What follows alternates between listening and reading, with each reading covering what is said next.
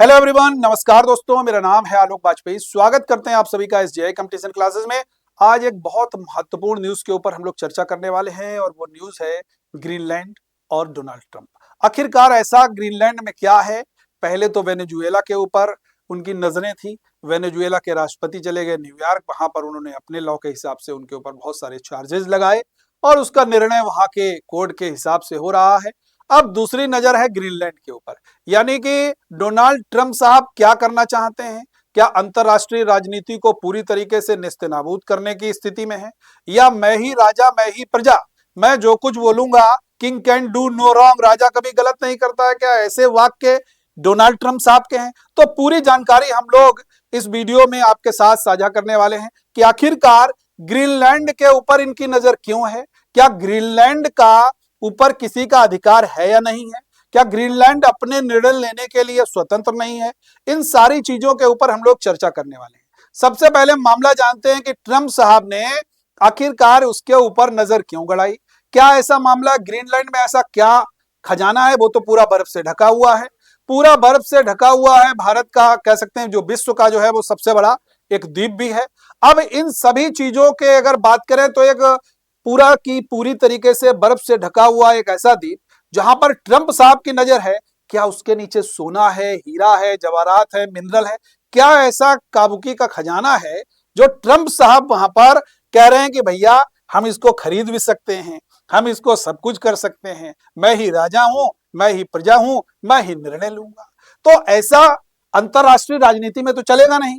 एक बार चल जाएगा, दो बार चल जाएगा, क्या हमेशा चल जाएगा? और फिर क्या होगा? आपकी जो पब्लिक है वही आपके खिलाफ हो जाएगी। को कुछ ऐसा ही परिदृश्य हमको अमेरिका में भी देखने को मिल रहा है। तो चलिए जानते हैं। देखिए, एक पेपर का ये मैं हेडलाइन लेकर आया हूं, ग्रीनलैंड पर ट्रंप क्या करना चाहते हैं और करना क्या चाहते हैं? कब्जा। लेकिन क्या इससे खुश है अमेरिकन? सर्वे में चौंकाने वाला खुलासा हुआ। तो ये इसलिए मामला और बड़ा हाईलाइटेड हो गया कि American peoples are not satisfied with the decision of his president Donald Trump. उनके अपने डोनाल्ड ट्रंप का जो डिसीजन है उससे खुद ही वहां के जो सिटीजन है, अमेरिका के सिटीजन, जो पब्लिक है, वही सेटिस्फाई नहीं है। वो भी कर रही है कि भाई ये मामला जो है वो गलत है। हर बार ऐसा थोड़े चलेगा। दुनिया का सबसे ठंडा, बर्फ से ढका हुआ इलाका अचानक वैश्विक राजनीति का सबसे गर्म मुद्दा बन गया। यानी कि सर्दी में गर्मी का एहसास करा दिया भाई किसने? इस अंतरराष्ट्रीय राजनीति ने, और खासकर ट्रंप ने बयानबाजी के चलते अपने प्रभुत्व को जबरदस्ती, कहना चाहिए थोपने के चलते, वहां पर माहौल गर्म कर दिया। अमेरिका के पूर्व राष्ट्रपति डोनाल्ड ट्रंप एक बार फिर ग्रीनलैंड को लेकर के खुलकर बयान दे चुके हैं। सवाल यह है कि हजारों किलोमीटर दूर स्थित कम आबादी वाला यह द्वीप ट्रंप को इतना क्यों भा रहा है? क्या वजह सिर्फ सुरक्षा है, या बर्फ के नीचे छुपे हुए संसाधनों से महाशक्तियों की नजरें यहां टिका दी हैं? आइए जानते हैं इसकी पूरी कहानी की आखिरकार मामला क्या है। ट्रंप का ग्रीनलैंड प्रेम फिर क्यों चर्चा में है? देखिएगा भाई, डोनाल्ड ट्रंप ने ग्रीनलैंड को अमेरिका के नियंत्रण में लाने की इच्छा दोहराकर अंतरराष्ट्रीय राजनीति में हलचल खलबली पैदा कर दी। इससे पहले भी ट्रंप इस द्वीप को खरीदने की बात कर चुके हैं। सोचिए आप, राजनीतिक अधिकार है डेनमार्क का, और डेनमार्क से कह रहे हैं कि भैया हमारे बहुत एहसान है तुम्हारे ऊपर, अब तुम्हें उस एहसान को चुकाने का नंबर आ गया है, तुम इसको दे दो, हमको बेच दो। अब एक बार फिर उन्होंने साफ किया कि ग्रीनलैंड अमेरिका की राष्ट्रीय सुरक्षा के लिए बेहद अहम है। ट्रंप के बयान के बाद अमेरिका और डेनमार्क के बीच तनाव बढ़ गया, क्योंकि ग्रीनलैंड डेनमार्क का एक स्वायत्त क्षेत्र है। अगर हम लोग कहें सीधे भाषा में, राजनीतिक अधिकार है। क्या कहें? डेनमार्क का राजनीतिक अधिकार है, सीधे सीधे हम लोग ये कह सकते हैं।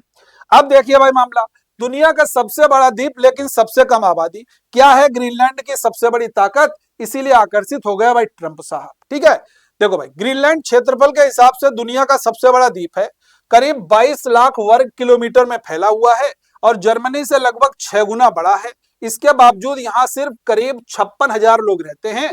ज्यादातर आबादी जो है वो जो है इनुइट समुदाय की है, जो सदियों से यहाँ रह करके अपनी संस्कृति को सजाए हुए है, ताकि वहां की जो संस्कृति है वो वहां पर जीवित रहे।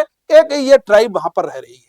अब देखो भाई, ग्रीनलैंड की सबसे बड़ी ताकत क्या है जो ट्रंप साहब इतने मुरीद हो गए हैं ग्रीनलैंड के? ग्रीनलैंड की भौगोलिक स्थिति से बेहद खास बनाती है। देखिए कैसे बेहद खास बनेगी, थोड़ा सा समझने की कोशिश करना है। यह उत्तरी अमेरिका और आर्कटिक के बीच में स्थित है।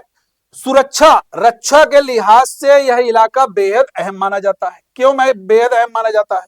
क्योंकि यहां से मिसाइल हमले की आशंका को काफी पहले भापा जा सकता है, यानी कि हाइट पे है तो मिसाइल हमला अगर कोई करेगा तो उसको पहले ही आकलन कर लें कि भाई अब वहां से मिसाइल दागी जाने वाली है, आप पहले से अपना उसका जो है तोड़ ढूंढ सकते हैं। तो यह सबसे बड़ा रक्षा वाला मामला हो गया। दूसरा है, इसी वजह से अमेरिका पहले से ही यहाँ एक अहम सैन्य ठिकाना भी संचालित करता है, और जिसे पहले थुले एयर बेस के नाम से भी हम लोग जानते थे, जो अमेरिका ने वहां पर ठिकाना बनाया था, और अब इसे पिटुफिक स्पेस बेस के नाम से जानता है। तो देखिए दोनों पॉइंट आप लोगों को याद रखना, ये सब आपके यूपीएससी या स्टेट पीएससी में आपसे पूछा जा सकता है। मेंस आंसर राइटिंग के दौरान याद रखना है, सीधे सीधे ये लिख करके 25-25 20-20 शब्दों में लिखने के लिए पूछा जा सकता है। ठीक है, अब देखिए भाई, आर्कटिक में बढ़ती महाशक्तियों की टक्कर है। आर्कटिक क्षेत्र में अमेरिका अकेला खिलाड़ी नहीं है, रशिया भी है, चाइना भी है, इस इलाके में अपनी मौजूदगी बढ़ा रहे हैं। बढ़ती नौवहन गतिविधियां, नए समुद्री रास्ते, संसाधनों की खोज ने इस क्षेत्र को राजनीतिक युद्ध भूमि में परिवर्तित कर दिया। अमेरिका को अंतरराष्ट्रीय स्थिति पर, अंतरराष्ट्रीय स्तर पर, अंतरराष्ट्रीय मंच पर सीधे चैलेंज लेने के लिए आ गए कि भैया हम भी हैं, अकेले सब थोड़े डिसाइड करोगे तुम, तो हम भी आ गए, अपनी मौजूदगी बना दी और रणनीतिक युद्ध भूमि बन गई। ट्रंप का दावा है कि अगर अमेरिका पीछे हटा तो रूस या चीन ग्रीनलैंड पर प्रभाव जमा सकते हैं। उन्हें एक ये भी डर है कि भैया कोई हमसे ज्यादा शक्तिशाली ना हो, इस बात का डर है।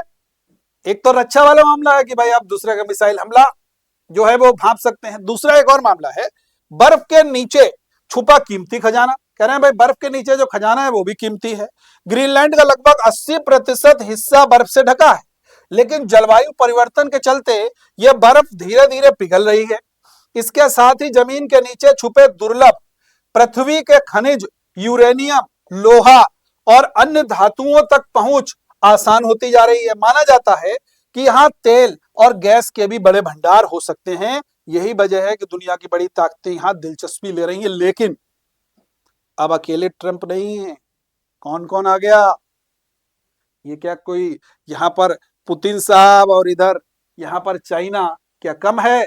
खुद ही वो अपने बयान में कह रहे हैं कि भैया अगर मैं यहां से हटा तो ये दोनों कर लेंगे कब्जा, प्रभाव बना लेंगे।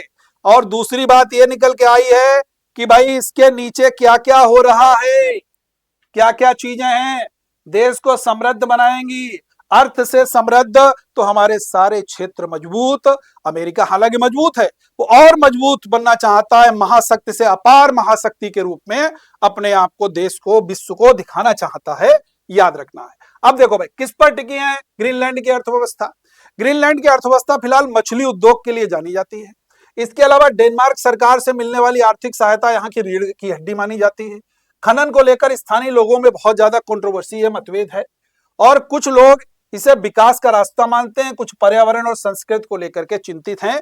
रक्षा बनाम संसाधन, असली वजह क्या है? ट्रंप बार बार कहते हैं कि ग्रीनलैंड में उनकी दिलचस्पी खनिजों के लिए नहीं बल्कि राष्ट्रीय सुरक्षा के कारण है। क्या सारी की सारी मिसाइलें अमेरिका के ऊपर ही दागी जाएंगी? क्या बाकी देशों को चिंता नहीं है? क्या डेनमार्क का अपना अधिकार नहीं है? क्या वो अपनी संप्रभुता खो दे? क्या वो अपने आप को बेच दे अमेरिका को? यह अंतरराष्ट्रीय राजनीति में एक बहुत बड़ा मुद्दा बना हुआ है, याद रखना है। हालांकि विशेषज्ञ मानते हैं कि सुरक्षा और संसाधन दोनों ही इस कहानी के अहम हिस्से हैं। आने वाले वर्षों में आर्कटिक क्षेत्र की अहमियत और भी बढ़ने वाली है। ये पूरा मामला है भाई आपका कि डोनाल्ड ट्रंप की मंशा क्यों है कि हमने जैसा किया भाई वेनेजुएला के साथ, वैसा हम ग्रीनलैंड के साथ भी कर दें, हमारी प्रभुता और बढ़े। अगला नंबर किसका है? ये अंतरराष्ट्रीय राजनीति में हमको आगे परिदृश्य होने वाला है। यह जरूर डिसाइड करेगा कि आखिरकार अगर ये ऐसा करते हैं तो चाइना और रसिया वगैरह जो है क्या इसमें इंटरफेयर करेंगे खुले रूप से या नहीं करेंगे। Thank you everyone. इसी के साथ हम अपना यहाँ पर क्लास जो है वो समाप्त करते हैं। यह क्लास आपके लिए मेंस आंसर राइटिंग के लिहाज से बहुत महत्वपूर्ण है, प्रीलिम्स के लिहाज से भी बहुत महत्वपूर्ण है, और वनडे एग्जाम्स के लिहाज से भी आपके बहुत सारे क्वेश्चंस यहाँ पर बन सकते हैं। अब देखिए जो क्वेश्चंस बन सकते हैं मैं एक बार सीधे सीधे बता दूं। विश्व का सबसे बड़ा द्वीप कौन सा है? ग्रीनलैंड है। ग्रीनलैंड के ऊपर अमेरिका अगर अधिकार करना चाहता है तो क्या कारण है? सबसे पहले रक्षा की दृष्टि से, दूसरा आप देख सकते हैं कि मिनरल पॉइंट ऑफ व्यू से, तीसरा ग्रीनलैंड में और कौन कौन सी भाई जहां पर सेनाएं वहां पर भेजी गई हैं, पूरी युद्ध भूमि में परिवर्तित हो गया, और कौन कौन से देशों का इंटरफेरेंस वहां पर है, ऐसे प्रश्न आपके एग्जाम में पूछे जा सकते हैं। थैंक यू एवरीवन, जय हिंद।